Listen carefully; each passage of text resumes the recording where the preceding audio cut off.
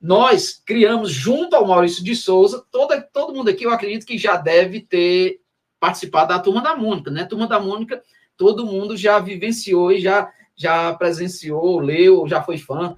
E aí a gente encontrou uma maneira de divulgar o diagnóstico do nosso menino junto com as associações. Quando eu falo aqui nós, eu estou falando das associações, eu não estou falando diretamente a pessoa, não. Embora eu faça parte, mas toda vida que eu me relacionar no plural, eu estou falando com as associações. Então, a gente criou personagem da Turma da Mônica para que esse personagem pudesse ser propagado e a gente pudesse transmitir o diagnóstico, tanto em escolas, tanto nos hospitais, em qualquer ambiente, em igreja, como a gente já participou de várias palestras em igreja, e a gente começou justamente na escola porque o nosso menino, ele foi desafiado, ou a gente foi desafiado a investigar a doença através de uma professora, o olhar de uma professora, para você entender como é importante o papel de um professor, tanto na escola secular como na escola bíblica. Porque o professor ele tem um acesso direto à criança e ele percebe as diferenças, ele percebe aquilo que precisa ser ajustado, aquilo que precisa ser mudado, aquilo que precisa ser transformado. E aí a professora nos desafiou a buscar esse diagnóstico. Então, por conta disso, a gente criou esse personagem na Turma da Mônica e a primeira revista é justamente tratando sobre essa questão da inclusão na escola. Depois a gente criou uma segunda revista, que é uma aula de campo no zoológico. A gente criou a terceira revista, que é justamente falando sobre o Dia Mundial do Diagnóstico. E a gente criou uma quarta revista, que é falando de uma atividade do dia a dia que as pessoas vão passando. E dentro dessas revistas tem um cartão de emergência para facilitar a chegada da criança ou do paciente ou do jovem no hospital quando o médico não souber do diagnóstico. Então, você está vendo que a gente já fez um montão de coisa.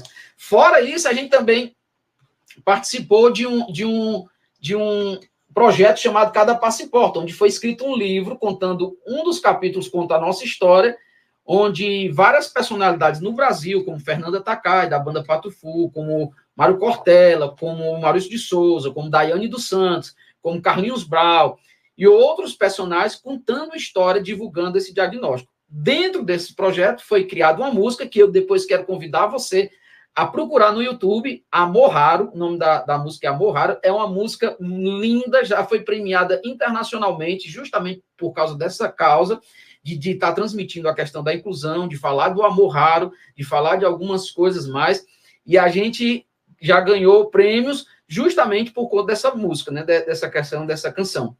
Então, depois você procura aí e vê como esse projeto tem funcionado. E, graças a Deus, muitas coisas Deus tem operado.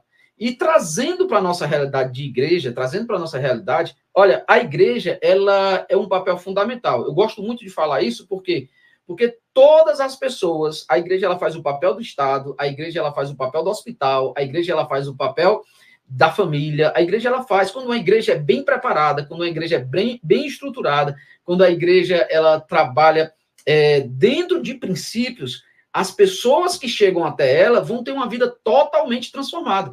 E quando se fala isso, eu estou falando de pessoas sem diagnóstico, imagina com pessoas com diagnóstico. Porque as pessoas com diagnóstico, elas passam uma luta diária que talvez as pessoas que estão aqui conosco, ou pessoas da maioria das pessoas da igreja, não têm vivenciado. Eu gosto muito de falar isso, porque muitas vezes as pessoas nos veem nas redes sociais achando graça, muitas vezes as pessoas veem a gente ministrando através do mover de Deus, muitas vezes as pessoas veem a gente aconselhando, dando força, correndo para cima e para baixo, ajudando de todas as formas, mas poucas pessoas conhecem os bastidores. Quando a gente se tranca dentro de casa, quando nós temos a realidade nua e crua, porque essa doença do meu menino, a idade média, a expectativa de vida são 18 anos. Meu menino, ele tem, segundo a medicina, ele tem uma perspectiva de 18 anos. Mas eu, dentro da associação, já enterrei uma criança com 6 anos. Porque como é uma doença que afeta, como eu estava falando, a enzima, ela restaura o músculo. E quando as fibras musculares rompem, as nossas, nascem fibras por cima de fibras e a gente fica mais forte. A gente faz isso na academia.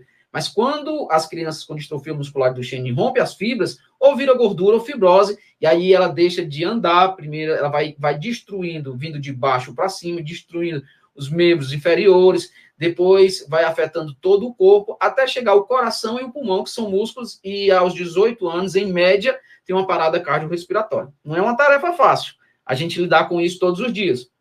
ver o progresso da doença. Como e minha esposa enfrentando agora também, com o diagnóstico, enfrentando também um câncer, e dentro do câncer ela já teve um AVC, ficou internada, aquela coisa toda. Mas o segredo é não parar, porque se parar, a coisa fica pior. Então a gente não pode parar, a gente tem que continuar, a gente tem que se mover, a gente tem que fazer acontecer, porque Deus tem um propósito em todas as coisas.